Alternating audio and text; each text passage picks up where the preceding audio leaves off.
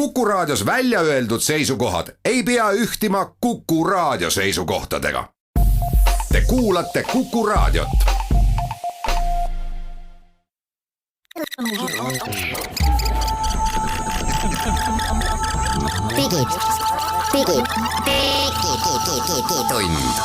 Digitund. Nutikad lahendused ja digitunni toob sinuni Elisa. Tere, head kuulajad, alustame Digitunni saatega täna 1. juulil. Jõudnud juba juulikuusse oma aastaga ja võtame nüüd kokku, mis on viimase nädalakese jooksul juhtunud meie kodukamaral ja väljaspool kaugemalgi tehnoloogia maailmas. Ja mis me saates räägime, esimene uudis kindlasti on see, et Eestisse on jõudnud nüüd maailma ühe suurema tehnoloogiafirma Apple'i makselahendus Apple Pay. Tõukerattarent muudkui laieneb ja laieneb, tuli uus firma juurde ja mõneti üllatuslikult tuli ka uus linn juurde eelmisel reedel. Tehisintellekt suudab piltidega teha imet ja muidugi millegipärast ei ole sellest üllatus, et muidugi tehti valmis selline tehisintellekt, mis riietab naised lahti. Ja selle on seos Eestiga muide. Kes mäletab paari aasta tagust hullust, kui inimesed jooksid telefonidega ringi ja otsisid Pokemone, siis nüüd on Katse 2, sama firma on teinud Harry Potteri mängu, mis on umbes täpselt samasugune. Me räägime inimesega, kes on seda ise proovinud ja siis ta ütleb, kas samasugune hullus kordub või ei kordu. Eestis avastati intsident, kus ligi 300 inimese puhul, kes on siit ilmast lahkunud, siis tuli välja, et nende ID-kaarti kasutati aktiivselt edasi. Kuidas see sai juhtuda ja miks? Räägime sellest. Ja Eestis on üks minu arvates väga hea kasulik ja mõnus äppi juures, nii et ma loodame, et saate lõpus jääb aega öelda hästi kiiresti, mis äpp see on ja miks see hea on, aga hakkame saatega pihta. Digitund. No nii, eelmisel nädalal oli siis selline lugu paar päeva pärast jaanipäeva, et ühel hommikul tuli välja, et Apple Pay töötab Eesti Vabariigis. Ja see on selline mitme konksuga uudis, aga ikkagi väga suur sündmus, et me oleme nüüd seal kaardi peal, kus me oleme tahtnud olla alati, et ka need teenused, mida läänes kasutatakse, on meil toimivad. Mis need konksud on siis? Esiteks, mõnes mõttes töötas Apple Pay juba meil aastaid, et kui välismaalane tuli oma välismaa pangakaardiga, mille ta oli pannud oma telefoni, siis sellega sai maksta Eesti viipekassades, on ju. Aga uudis on nüüd see, et eelmist nädalast saavad Eesti inimesed oma pangakaarte, ma juba naeran natukene, pangakaarte panna oma telefoni ja maksta kassades ainult telefoniga. Või Apple'i kellaga. Ja või täpselt või kellaga. Aga miks ma naersin on see, et tegelikult need ikkagi ei olegi pangakaardid, nagu välja tuli. No, keeruline lugu. Lihtne on ikkagi öelda, Apple Pay jõudis Eestisse ja ametlikult. Et täna ei pea enam eestlased teesklema, et nad on iirlased, soomlased või ameeriklased, et sa võid minna ja öelda, ma olen eestlane, siin on minu pangakonto või kaart, tahan kasutada Apple Pay'd, saad hakata maksma Apple'i telefoniga ja kellaga. Midagi sellist on Eestis siiamaani eksisteerinud, ma tuletan meelde seda Telia M-tasku äppi, kuhu saab panna, seal vist makset, seal saab maksta Selveris. Ja teatud söögikohtades. Mingites kohtades veel, jah. Ja siis on olemas Swedbanki äpp. Mis on ainult Androidis. Mis on ainult Androidis ja kuhu siis saab lisada oma Swedbanki maksekaarte ja nendega siis maksta nii, et paned telefoni selle NFC maksekoha vastu, mida mina kogu aeg kasutan, aga see on ainult Androidis põhjusel, et Apple ei luba kasutada NFC-d. Maksmiseks oma seadmetes. Välja arvatud juhul, kui see asi kasutab Apple Pay'd, ehk nad hoiavad selle lahenduse ainult endale. Ja see Apple Pay oli siiamaani siis eestlastele kättesaamatu ja lühidalt öeldes reedest, neljapäevast, 26 oli siis meil kolmapäev. Eelmist nädalast. On ta siis eestlastele saadaval, aga, see on aga. Ma lasen sul selle aga ära rääkida. Aga on siis see, et see Apple Pay, mis teie telefonides, kellel on iPhone, tuleb välja äpist nimega Wallet, rahakott. Et sinna rahakotti, siis tuleb skännida oma pangakaart ja tekib sinna see kaart. Ja aga on see, et sinna praegu saab lisada ainult paari finantsäppi kaarte. Ja päris normaalselt Eestis levinud pankade kaarte ei saa. Swedbanki kaarti üritad, ei lähe läbi, SEB oma ei lähe läbi, LHV oma ei lähe läbi. Aga Visa saatis mingisuguse väga veidra pressiteate. Mis oli väga eksitav, mul on Visa kaart, ei lähe läbi. Jah, et Visa põhimõtteliselt saatis pressiteate, kus ütles, et nüüd saab ka Visa kaarte ka Eestis lisada ja kõik on fantastiline, hästi segane. me üritasime aru saada, mida see nüüd siis tähendab, et kui mul on näiteks Swedi või ma ei tea, LHV või kes annab visakaarte. Et Eestis enamus on ju Mastercardid, aga et kui mul on see visa, et kas ma siis saan lisada, küsisime lisainfot, ma pole siiamaani seda artiklit näinud, järelikult seda lisainfot ei tulnud, sina proovisid. Jaa, visa ei lähe läbi. Nii, ühesõnaga, Swedbank, Eesti pangad ei ole sellega liitunud praeguseks, vaid on liitunud siis kes? 3 tükki, Monese, Revolut ja N26, need kõlavad nagu mingid nimed teiselt planeedilt on ju. No natuke ongi ju. Need on Euroopa siis levinud äpid. Sa tõmbad äpi poest selle Revoluti, logid sisse, teed konto, logid sisse, siis nad saadavad sul näiteks nädala ajaga koju ümbrikus pangakaardi, mis on Mastercardi kaart, saab poes maksta täiesti tavaline. Ja sa saad endale IBAN-i ehk kontonumbreid, ta on nagu pank, ta on uue ajastu selline mobiilipank. Ja mina tegin selle Revoluti konto mingil põhjusel umbes, ma ei tea, aasta tagasi, provimiseks ja see on seisnud mul tolmukogunud riiulis. Ja nüüd siis eelmine nädal avastasin, ma saan selle sinna lisada. Ja mul on nüüd selles Apple Walletis Revoluti kaart.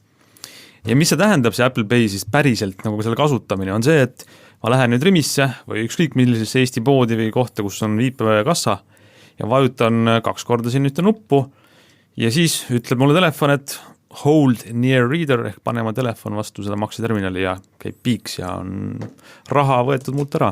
Nii et saab käia poes ilma sina saad nüüd teha midagi, mida mina Androidi omaniku ja Swedbanki kliendina olen siin, ma ei tea, juba aasta aega saanud teha. Vot, aga see läheb hästi nišikaks nüüd, et kui sul on iPhone ja Revolut, siis saad seda teha. Kui sul on või N26 või Monese. Või Monese. Kui sul on Swedbank ja Android, siis saad teist piiksu teha. Kui sa oled, ma ei tea, SEB ja sul on iPhone, siis ei saa kumbagi ja nii edasi, et see nagu jube killustunud ja toimib ka kellaga muide, meil üks lugeja saatis video, et Apple, tal oli Apple Watch, täpselt samamoodi, ma ei mäleta Revolut või mis iganes N26 kellegi konto, et paned kella siis selle makseterminali vastu poes või restoranis või kohvikus ja piiks ja oled maksnud. Ma ütlen kokkuvõtteks, et minu arust on see jube mugav, väga hea, ma hakkan seda iga päev kasutama. Millega ma rahul olen muidugi, nagu ka paljud teised inimesed, kes seda uudist lugesid, on see, et pankade ring on nii kitsas ikkagi, et sinna peab mingisuguse eraldi äpi tõmbama, et sellega liituda, et nii see ei lähe. Ja sa pead sinna ka raha kandma kogu aeg. Ärme unusta seda, et põhimõtteliselt sa oled hakanud nüüd Revoluti kliendiks, mida sul võib-olla ei olnudki plaanis, aga sa pead seal ju mingit raha peal hoidma, kui sa tahad päevapraadi osta või toidupoes maksta või mis iganes teha. Nii et see on nagu ebamugav, ma saan aru, et suured Rootsi pangad Eestis ütlesid, et suu oli lukus, et millal nemad Apple Pay'ga liituvad või sa toetama hakkavad Eestis ei ütle midagi. LHV teatas, et sügisel jõuavad seda teha.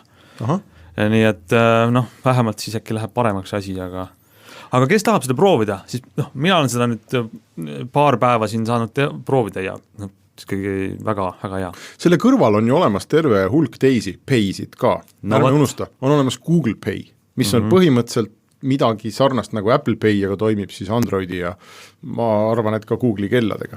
Siis on olemas Samsung Pay, mis toimib siis Samsungi telefonidega ja kellade osas jään praegu peast vastuse võlgu, kuigi mul endal kell on käe peal, aga see on ka umbes sarnane asi.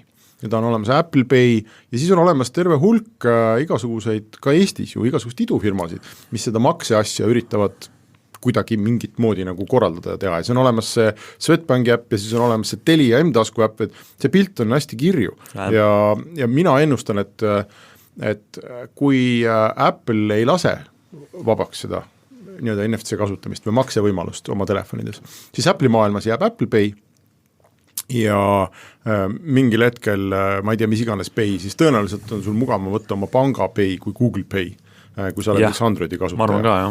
Sellepärast, sa võid Google Pay'ga siduda oma krediitkaardi ja see kõik on mingisugune loogika, mis ma ei tea, ma ei näe põhjust selleks, et mul on palju lihtsam, et ma olen Swedbanki klient näiteks, on ju, või ma ei tea, mis iganes teise panga klient, mul on see äpp seal ja mul on see kaart ja ma tean, et mul on see üks konto, kust mul see raha maha läheb ja ma ei pea kogu aeg sondeerima mingisuguse 4 kontoga, et kas mul seal on raha või seal on raha. Mida muidugi need äpid tahavad teha, nagu Revolut ja teised, on see, et nad tahaks, et ma hakkaks oma palka kandma sinna äppe ja nad saavadki selliseks minu tegelikult finantskeskuseks, et see aeglane ja kohmakas suur pank nagu ära tõrjuda. Ja ma arvan, et see lõpuks on väga usalduse küsimus. Et tõepoolest, ma võiksin seda teha, miks mitte kolida mingisuguse äppi. Aga väga paljud Eesti inimesed tegelikult tahavad veel, et sellel asutusel, kes nende raha haldab, oleks mingi nägu ja kontor. Hädakorral ma tean, kuhu minna. Nagu. Ja nõus, pluss teine asi on see, et ma arvan, et sa päris pangast ju ikkagi lahti ei saa. Et sellise Pokopay mure mäletad, kui nad üritasid siin mitu aastat tagasi turule tulla, et jube kihvt oli kõik. aga ainuke mure on lihtsalt selles, et ma pidin ikkagi selle Pocopay võtma endale lisaks, mitte asemele. Mis tähendab, et mul kulud tulid lisaks, mul rahakotti üks kaart tuli lisaks, mul üks äpp tuli lisaks, üks arve, kus raha hoida tuli kõik lisaks. Ja ma ei taha seda, see tegelikult lisab minu elusse keerukust juurde. Ja ma arvan, et nendel Evolutide ja nendega on ütleme minu jaoks, kes ma ei reisi nii, et ma olen iga päev erinevas kohas maailmas ja nende pakutavad teenused seega mulle ei ole väga olulised, siis see sama mure on, et nad on lisaks. Ma ei saa, minu eluasemelaen on ikkagi seal pangas, kus ta on. Ja mul on igati mõistlikum tegelikult kasutada selle panga teenused, mitte isegi mõistlikum, vaid mul lepingus kirjas, et ma pean seda tegema. Nii et ma ei tea, mis sellest Pocopayst sai? Ei tea praegu. Ei tea, kuskil oli, on ju. Ma arvan, et sellisel kujul nad ei tegutse. Nii et ma arvan, et me näeme kindlasti finantsmaailmas väga huvitavaid liikumisi, aga praegu hetkel sellises seisus, nagu ta on, siis mina ei kavatse, isegi kui ma iPhone'i ostaks, ma ei kavatse tõenäoliselt endale seda kaarti teha, vaid ma jään ootama, et äkki näiteks siis Eestis pangad ka liituvad sellega või äkki LHV liitub. Ma saan vähemalt kõik pangateenused siis ühest kohast ja ühe kaardiga ja panen selle sama kaardi telefoniga. Aga meil on aeg teha pausi ja siis jätkame.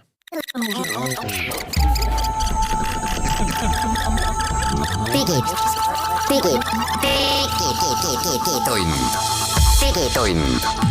Nutikad lahendused ja digitunni toob sinuni Elisa. Läheme digitunniga edasi ja räägime nüüd elektrilistest tõukeratastest. Eelmine nädal juba tegime selle sissejuhatuse ära, et kuidas on vallutanud esimene firma meie pealinna. Nüüdseks on siis jõudnud asi nii kaugele, et esiteks see Bolt, endise nimega Taxify, nende elektrilised sõiduvahendid on jõudnud Eestis järgmisesse linna, et ei ole enam tallinlaste see privileeg sõita sellisel moel, vaid Pärnus saab ka sõita tõukeratastega. Ja 10-minutiline sõit maksab siis niimoodi, et lukustad lahti on 1 euro ja iga minut 15 senti Pärnus. Oota, jälle hakkab pihta, miks see Pärnus on oluliselt kallim kui Tallinnas? Seal on mis seal on, soomlased? Tänavad on siuksed, et rehvid kuluvad rohkem äkki ratastele. See on absurdne täiesti. Me tegime siin kas nädal või tagasi loo sellest, et Bolti taksohinnad üle Eesti on väga-väga erinevad. Kohati on erinevus kordades hindades ja tavaliselt see erinevus oli nii, et kui sa elad väikses linnas, maksad oluliselt rohkem taksoteenusest ja sellest ma enam-vähem see on nõudluse pakkumine, eks ole, väikelinna taksojuht kindlasti teenib tõenäoliselt vähem kui Tallinnast, sõitmist on vähem, hinnad on kõrgemad, okei. Aga tõukeratastega ma ei kujuta ette, kas seal on siis nii palju vähem sõitmist või on see territoorium nii palju suurem, et Boltil on kuidagi kokkukorjamise kulud või Pärnu on selline välja venitatud soolikas, ma ei tea, aga see kõlab väga imelikult. See on veider, jah.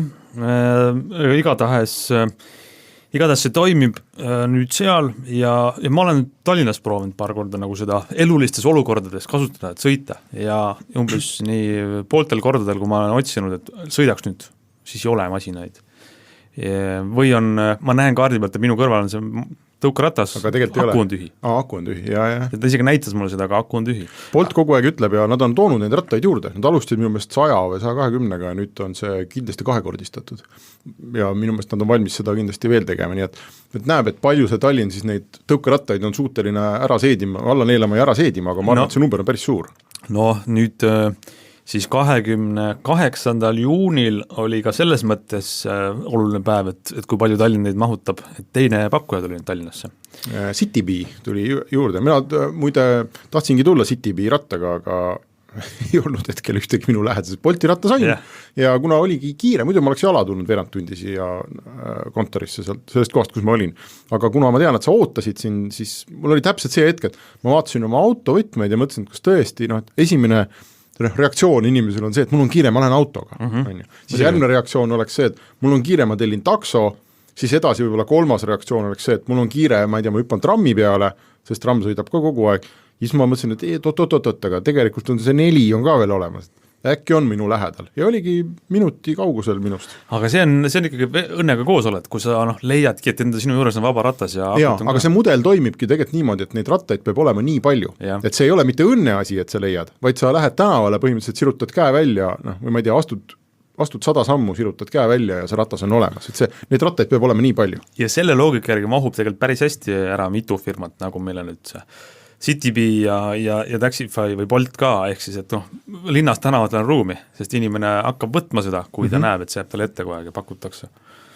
Mis oli veel huvitav asi, kui ma sõitsin täna selle Bolti rattaga, tal oli akut oli kuskil, ma ütleks, kolmandik võib-olla järel või alla poole, siis kui muidu oli kogu aeg Bolti ratast maksimumkiirus 25 km tunnis, siis see ei läinud üle 20. Ja ma ei tea, ja tõesti lihtsalt, kuna ma otse stuudiosse siin maandusin, et ei jõudnud ka küsida, et kas nad on kiirust ise alla tõmmanud seal Boltis või lihtsalt kuna akut on vähem, siis ratas teeb seda ise. Aga ma ütleks, et sellisele turvatundele see 5 kilomeetrit aeglasem kiirus andis väga palju juurde. Aga sa ikkagi tabasid ära selle, et see vahe on 25 ja 20, sa tundsid ära kohe? Sest 25-ga veel, võib-olla tead, noor inimene, kes on arvunud multitaskima ja kes üldse mõtleb kiiremini kui minusugune vana ätt juba, siis minu jaoks oli küll, et see 25 tundus selline, et tehtav, aga natuke imelik natuke selline kõhe, natuke. Siis 20 oli täiesti okei. Nii et ma ei teagi, me siis kontrollime pärast saadet, et küsime, et kas nad on ise tõmmanud seda kiirust alla. Jah, sest ma ka täna just sõitsin, aga võtta, ma veel ei oska nii-öelda kõhutunde pealt eristada, mitu kilomeetrit tunnis täpselt. No igatahes minu arvates on väga kihvt see, et need asjad on olemas. Ja me jõuame siia rääkida ühe uudise, meil on 2 minutit. Räägime siis selle äpi ära, mida ma saate alguses lubasin. Nimelt, Riigimetsa Majandamise Keskus RMK on uuendanud oma äppi ja miks see on tähelepanuväärne on see, et kui tavalised maksumaksja raha eest tehtavad äpid on, ma ütleks lausa pooleldi kuritegelik raha kasutamine. Nii. Need on, tavaliselt on nad sellised kodulehe pikendused või lihtsalt mingid infokogumid, mida sa teed äppi lahti ja loed ja seal, ei ole mingit põhjendust, miks see asi peab olema äpp, vaid see võiks olla koduleht või e-mail või ma ei tea, brosüür põhimõtteliselt. Siis RMK on teinud oma äppi niimoodi ringi, et see minu meelest väärib äppi nime ja ma soovitan kõigile, kes tahavad looduses liikuda, minge tõmmake. Ta on kiire, ta on minu meelest näeb väga kena välja, seal on nüüd võimalus valida matkamiseks tohutu hulk aluskaarte, näiteks ma ei tea, isegi kõrguste kaart on olemas Maa-ameti ortofotode kiht on olemas, tavaline kaardikiht on olemas, matkarajad on märgitud radadena, kui looduses on näiteks poolel kuidagi halvasti see markeering, saad kohe vaadata telefonid, et kas sa oled selle lilla joone peal või ei ole, saad matkarajale tagasi minna, kõikide objektide juurde, mis on need matkarajad ja metsaonnid ja telkimisalad, saad otse äpist navigeerida, vajutad nuppu, ütled navigeeri ja telefon küsib su käest, et millega, ma ei tea, Waze'iga näiteks teeb Waze'i lahti. Ja nii edasi, väga palju sellised offline kaartide tugi on näiteks, kui metsas on kehv levi, siis tegelikult sa saad vaadata offline kaardilt ka, kus sa asud ja minu arust on selline läbimõeldud, väga hästi tehtud äpp, mis ei ole lihtsalt kuhugi wrapperisse paigaldatud koduleht, vaid on äpp. Ja ma kasutan täitsa avalikult võimalust siin RMK-d väga kiita selle eest, et nad on teinud selle korralikult. Okei, RMK loodusega koos, tuleb siis panna taskusse suveks. Android ja iOS, võiks panna küll taskusse, seal olid ka nupud näiteks nende metsamajakeste broneerimiseks ja nii edasi. Nii et, head kasutamist, aga meie läheme siit pausile ja oleme varsti tagasi.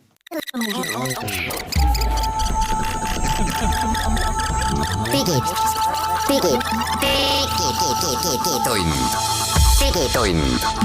Nutikad lahendused ja digitunni toob sinuni Elisa. No nii, jätkame digitunniga. Võtame nüüd uue teema, et üks mobiilimäng on järjekordselt hullutamas maailma, võiks isegi öelda. Kui mõned aastad tagasi oli Pokemon Go see, mis nagu põhjustas kergemat sorti hüsteeria või isegi suuremat sorti, inimesed käisid nagu zombid ringi mööda linnu, siis nüüd on väljas mäng Harry Potter Wizards Unite. Meil on Martin Liivand stuudios, geeniuse mänguekspert. Kas ma ütlesin selle nime õigesti või?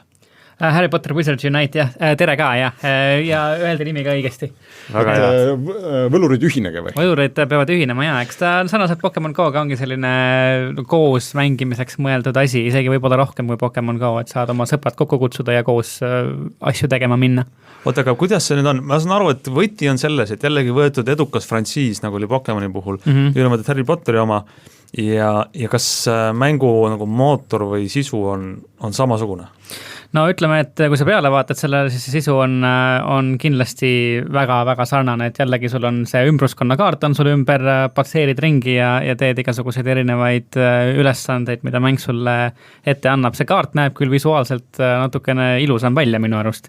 Et täitsa kena on vaadata selline nagu selline Harry Potterlik asi ikka, natukene vanaaegne väljanägemine on tal.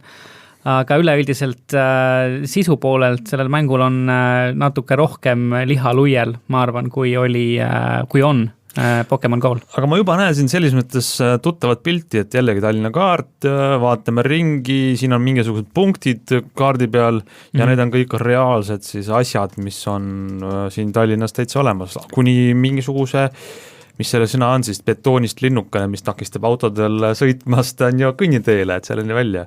Just, et süsteem on küll väga sarnane jah, et ta siis võtab tõesti mingisugused populaarsemad kohad kaardil ja siis ehitab nende ümber üles mingisugused mängumehaanikale olulised asjad, kuhu sa pead minema ja kus sa pead siis midagi tegema või midagi koguma või midagi üles korjama.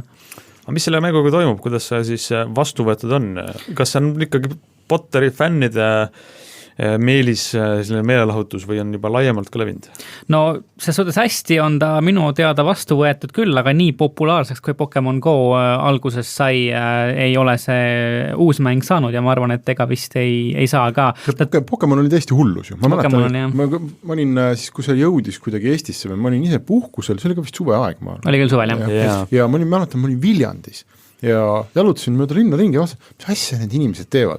Et need suur hulk ja mitte mingid, ma ei tea, stereotüüpilisi mängureid on ju, mitte mingid teismelised, vaid ma ei tea, vanad inimesed jooksid telefonidega mööda parki ringi ja luurasid mingisuguse kuju taga, midagi tegid ja ma ei saanud midagi aru. See jõudis täitsa nagu, tõesti ju massidesse, aga sa arvad, et see Harry Potter ei jõua niimoodi? No tundub, et vähemalt selline esialgne hurraa on olnud ikka palju väiksem, kui oli Pokemon Go puhul ja ma arvan, et ta võib-olla ei jõua ka ja põhjus on tegelikult selles, et ma arvan, et tal on lihtsalt natuke liiga palju seda liha luiel. See Pokemon Go, ta on selline väga lihtne ja arusaadav isegi inimestele, kes võib-olla Pokemoni väga ei fänna, et sul on mingid koletised, keda sa jahid, sa püüad neid kinni, see on nagu kõik. Aga siin Wizards Unitis on mingi 100 erinevat levelit, mille peale sa pead ta on nagu liiga mäng või? Ta on nagu jah, rohkem juba nagu selline täieplaaniline nagu rollimäng ja vähem selline pühapäevamängurile mõeldud hobiasi. Et võib-olla paljud sellised nii-öelda kergema meelega mängijad, kes ei otsi midagi väga mahukat, neid äkki see hirmutab eemale. Aga sina, kui inimene, kes mängib ka muidu mänge, eks ole, konsooli või arvutiga või midagi iganes, kas sa näed, et sa nüüd võtad selle ja hakkad seal oma tunde veetma? Ausalt öeldes, olles mänginud nii seda Wizards Unite'i kui ka Pokemon Go'd, siis ma edaspidi mängis ka pigem hea meelega Pokemon Go'd. No nii. Sellepärast, et aga siis ta ei ole ka sulle mõeldud, kui ta pole mõeldud tavainimestele ja sinu mängur sinus ütleb, et ei tea. Jah, ongi asi selles, et kui ma tahan mängida neid suuri mahukat mänge, siis ma pigem istungi maha kuskile arvuti ja konsooli ette, mängin neid seal, aga kui ma kuskile lähen, kui ma nagu teen midagi, olen teel mingi ülesanne A juurest ülesanne B juurde, ma tahan midagi kiiret ja kerget ja lihtsat ja siis Pokemon Go tundub nagu natuke sobivam selle jaoks minu arvates. Ma üritan vaadata praegu iPhone'i. Sa nüüd tõmbasid juba või? Ei ole veel tõmmanud, aga ma üritan vaadata iPhone'i nii-öelda äpi poe edetabelit. Ja ma näen küll, et see Potteri mäng on esile tõstetud toimetajate poolt, aga edetabeli tipus on siin ikkagi Pokemon Go. Ikka, jah. Siiamaani veel käiakse ringi. Selle aasta ei saa, jah. Aga see, mis oli Pokemoni puhul selline paar komponenti, üks oli geograafiline selline liikumine, et sa reaalselt pead kõndima sinna, kuhu mäng näitab, et midagi teha. Teine oli see liitreaalsus, et sa vaatad läbi kaamera ja näed, kuidas hüppavad tegelased. Kuidas siin selle liitreaalsusega on? Et on midagi uut ka või on see seal üldse olulisel kohal? Kas meil siis stuudios on mõni koletis? Kohe vaatame, võtame ta lahti, vaatame, kas meil on siin mõni... Ei, siin meil ei ole, tühermaa on siin ümbruses täiesti, mitte kedagi ega midagi ei ole siin ümbruses. Aga see liitreaalsus tegelikult on võrreldes Pokemon Go-ga küll märksa muljet avaldavam tegelikult. Tõsi, jah? Jah, et näed siis kaardil mingisugust helendavat asja, klikid sinna peale, tuleb sul telefoni kaamera lahti ja siis nii-öelda kaamerat liigutades käes sa pead ise nii-öelda selle asja enda ümbruskonnast üles otsima, mida sa siis otsid, ütleme, on mingisugune maagiline elukas jäänud kuskile, ma ei tea, kinni näiteks, siis liigutad kaamerat, lõpuks näed teda, fokusseerid ära ja siis mingisuguse loitsuga peate siis nii-öelda vabastama sealt ja siis tirid oma sõrmega ekraanile vastava sümboli ja siis loitsid nii-öelda. Et võrreldes Pokemon Go-ga on see natukene selline põhjalikum. No eks ta ole niimoodi, et kui asi on keerulisem, siis on ta võib-olla põnevam, aga samas temagi võimalus jõuda laiema massini on jälle väiksem. Jah, aga aitäh sulle, Martin, me siis saadame sind võluelukaid vaatama ja lotsima kuhugi ja jätkame ise teiste teemadega. Suur tänu! No üks teema, mis eelmisel nädalal üsna kõvasti laineid lõi, nii maailmas muide, kui avastasime Geeniuses, et sellel on väga otsene seos Eestiga. Nimelt, üks härrasmees,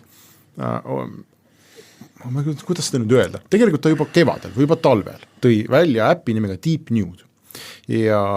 Ja nüüd millalgi siis eelmisel nädalal avastasid maailma suured tehnoloogia väljaanded, sellest vist tuli ka uus ja selline parandatud versioon ja hakkasid kirjutama, et näete, et selline asi on olemas, et märgiline sündmus. Ja seda on nüüd natuke keeruline seletada, et miks see on märgiline, aga see on tehnoloogiliselt märgiline sündmus mõnes mõttes. Et on olemas sellised asjad nagu deepfake, mis, kuidas sa seletaksid? Deepfake on siis võtad inimesest tehtud video ja arvuti siis pildid, jah, pilt või video, kus ta siis asendab inimese näo ära, sa paned teise inimese selle algupärase inimese peale ja siis see justkui vaatad videot või pilti, kus sa näed inimest, kes tegelikult selles olukorras ei olnud. Aga see näeb kõik äärmiselt tõetruu välja, eks ole, kuni selline välja, et ma arvan, et järgmised siin katsed on kindlasti ka hääle liitmine sinna, et põhimõtteliselt miks see on, et ühest küljest see on tehnoloogiliselt huvitav, et tehisintellekt põhimõtteliselt võtab, ma ei tea, sind, mind, Donald Trumpi või Jüri Ratast, eks ole, ja paigutab ta videol või pildil väga usutavalt mingisse kohta, kus ta pole olnud. Tüüpiliselt tehakse seda näiteks pornoklippidega.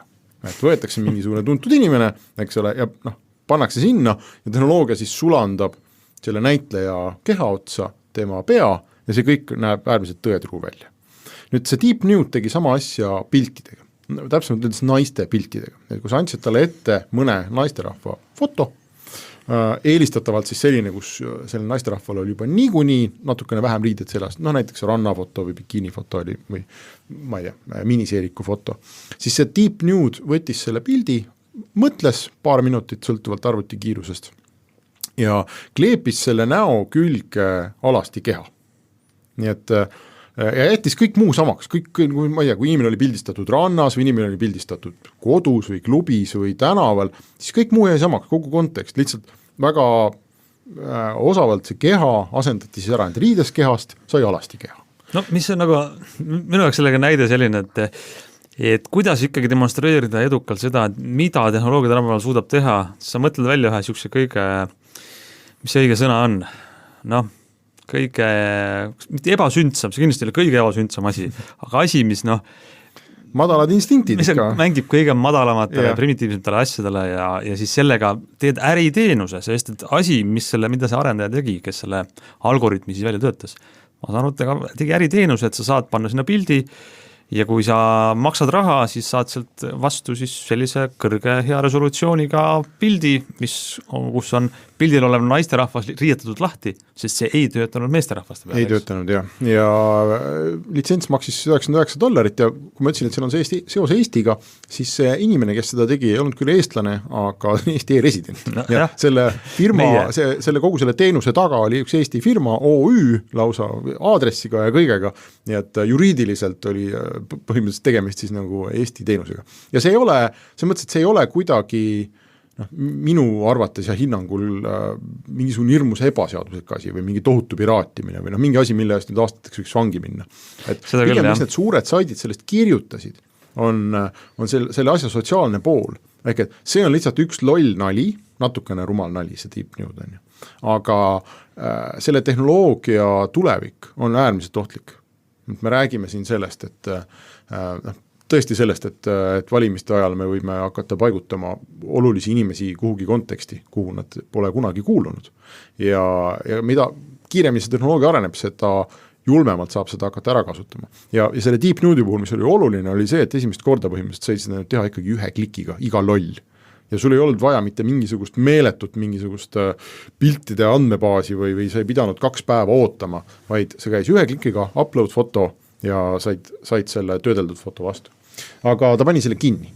Said pandi kinni pärast seda, kui hakati furoori lööma ja mõnes mõttes õige, et kui tal oli midagi tõestada või hoiatada inimkonda, et vaadake, mida tehnoloogia suudab, siis hoiatus jõudis kohale, aitäh. aga see, et sellega raha teenida, sai ka see inimene ise aru, et võib-olla see ei ole kõige õigem. Kirjutas ka Twitterisse, et meie niimoodi raha teenida ei taha, et see oli mõeldud ikkagi katsetuseks või pooleldi naljana, et ta viraalseks läks, seda me kunagi niimoodi ei mõelnud, aga selles mõttes vahet ei ole, ütlen mina siin eetris, see üks pandi kinni. Ma arvan, et ootame 2 päeva ja neid teenuseid on 300 tükki. Või ootame 2 nädalat või 2 kuud on ju. Nii et džinn on purgist väljas ja me oleme väga kiiresti purjetamas ajastusse, kus praktiliselt mitte midagi, mida sa internetist näed või telekast näed või kuuled, ei saa automaatselt pidada tõeks. See ongi põhiline, jah. See on see, mis sellest tehnoloogiast räägitakse. Jah. Aga me teeme siit pausi ja siis räägime teistel teemadel.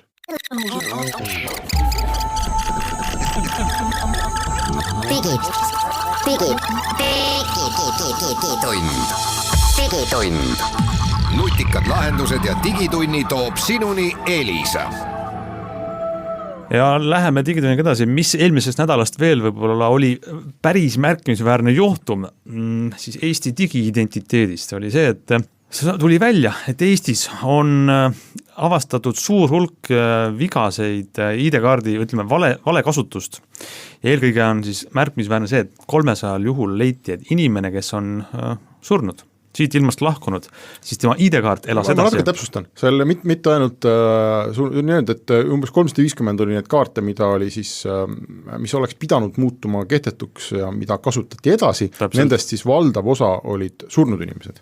Aga seal oli ka inimesi, kes näiteks olid abiellunud ja nime muutnud, et sel juhul ka kaart peaks muutuma kehtetuks.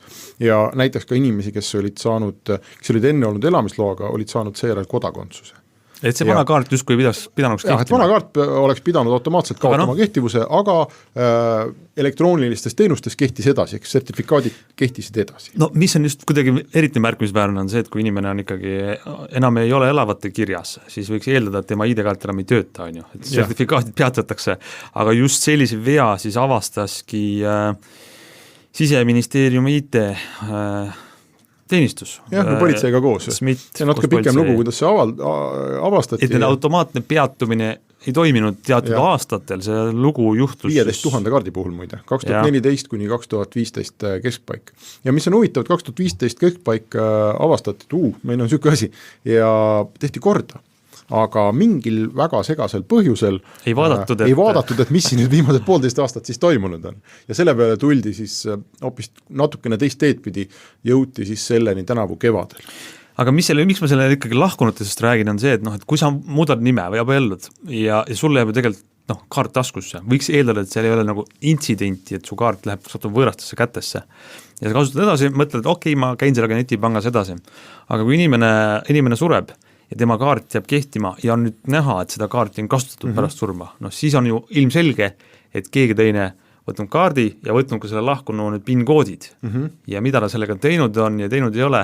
Hea on see, et sellistest asjadest jääb jälg maha digitaalsete tehingute puhul, eks, aga siin on ilmselgelt ikkagi, et kui sa võtad lahkunud inimese ID-kaardi ja teed midagi, see ei saa olla, ma ei kujuta ette, et see on juhuslik. Sa ei saa sassi ajada. Ja selle enamus juhte olevat olnud sellised, et kanti kadunukuse arvelt näiteks matusraha, ütles politsei mulle. Mina ei tea, nad uurivad seda.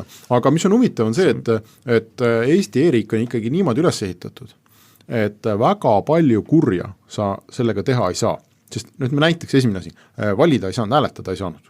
Sellepärast, et hääletamisrakendus kontrollib vastu rahvastikuregistrist, kas inimene on elus, kas andmed on korrektsed. Oleks tulnud kohe vastus, unust ära. See on hea väike kontroll. Hea väike kontroll. Samamoodi sotsiaalkindlustuse infosüsteem või ütleme igasugused toetused või ma ei tea muudest, sa ei oleks saanud oma kadunud vanaemale lasta pensionit aastaid välja maksta, väidetavalt. Siis isegi kui sa oleks näiteks sõlminud mõne lepingu, siis tegelikult ma arvan, et see leping on väga õigustühine. Sellepärast, et tagantjärgi saab teada, et inimene oli surnud juba sel ajal, et mis leping see selline on.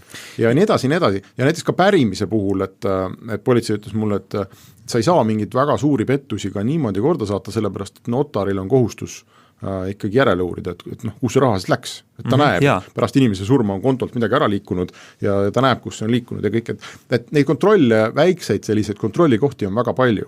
Ja see on hea. Täpselt ja ma tahan öelda ka seda, et tegelikult see lugu näitab, miks nagu e-riik ja e-asjaajamine on hea, et isegi kui tuleb välja selline viga võib-olla on seal taga kuritarvitused, siis kuna seda asju aetakse elektrooniliselt, siis me saame ka näha, et 2014, mingi 4 ja 5 aastat tagasi juhtunud sündmuste puhult on jäljed alles, et saab pärast tagantjärgi nagu välja selgitada, et midagi jamasti läinud ja korda teha.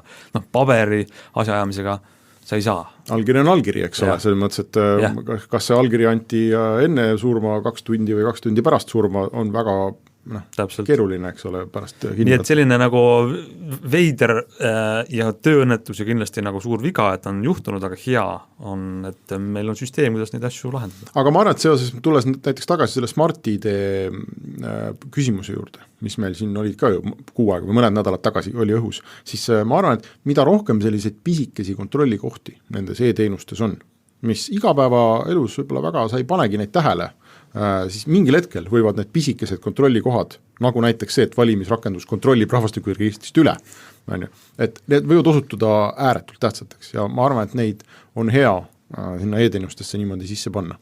Mida ma eeldan, et ka tehakse, sest ometi meil asjadega tegelevad pädevad inimesed. Ühe asja saab siia veel lõppu panna, Hiina mobiilitoot, tahtsid öelda? Ei. Oppo näitas siis avalikult esimest ekraani alla pandud selfie kaamerat. Selline pisikene, tehnoloogiline, aga väga oluline samm. Ehk kui praegu on telefonidel ikkagi, me võiksime teha sellise telefoni, kus esipaneel on ainult klaas, midagi seal muud ei ole, siis vähemasti nüüd selle selfie kaamera augu peab ikkagi tegema. Ja Oppo siis nüüd näitas, ja Xiaomi on ka näidanud sellist tehnilist demo, aga Oppo näitas avalikult, et on olemas. Lähebki, valgus paistab läbi ekraani sinna sisse sensori peale, kaamera silm on ekraani taga ja hetkel on seal küll probleem, et see pilt, kuna valgus paistab ikkagi läbi teatud materjali ja natukene hajub, see pilt on selline kahvatu, siis on vaja rakendada korralikke algoritme seal peal, aga ma arvan, et see tähendab, et üsna varsti, 2019, 2020 kindlasti, me näeme ka tuntumatelt tootjatelt. Laia tarbes täitsa võivad olla. Laias tarbes, telefone, mis esipaneel on nüüd ainult klaaslatakas. Ja siis lõpuks on see disaini küsimus muutub vaikselt juba üha ebaolulisemaks. Siis näevad kõik telefoni töösugust välja. Nii tundub olevat ja nii on ka meie tänane saade läbi saanud. Aitäh kuulamast, oleme tagasi eetrist nädala aja pärast.